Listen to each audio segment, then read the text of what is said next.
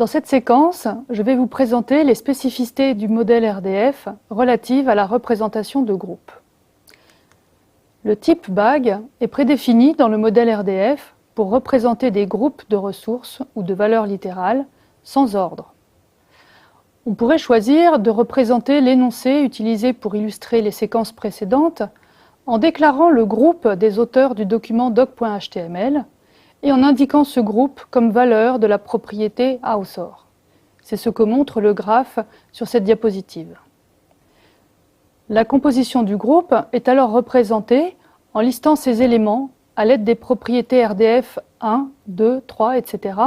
qui sont prédéfinies dans le modèle RDF. Notez que nous avons choisi une ressource anonyme pour désigner ce groupe.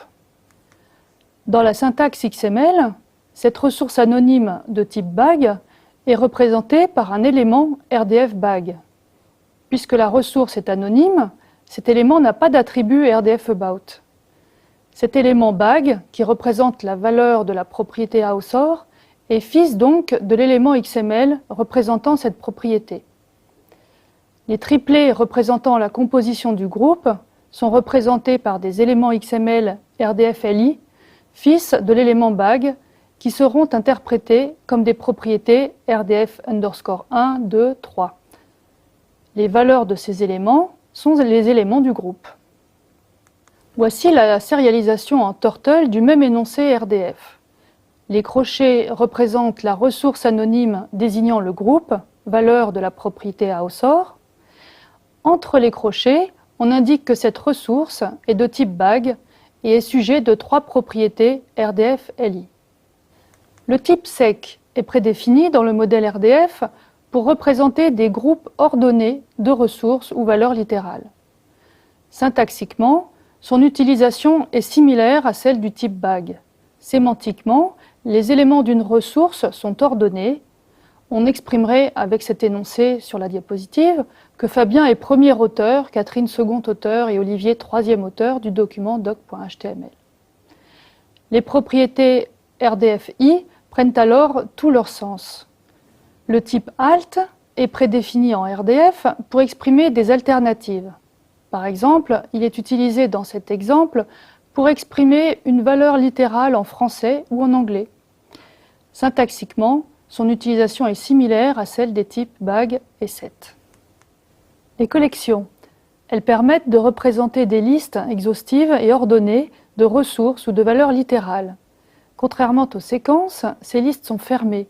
On ne peut pas rajouter une valeur à une liste une fois qu'elle a été définie, alors qu'on peut à loisir en ajouter dans une séquence ou un groupe ou encore une alternative. Une liste est représentée en RDF par une ressource de type liste prédéfinie dans le modèle. Elle est définie récursivement comme ayant un premier élément en utilisant la propriété RDF first prédéfinie dans le modèle et une sous-liste privée de cet élément contenant donc le reste de ces éléments en utilisant la propriété rest prédéfinie également en RDF.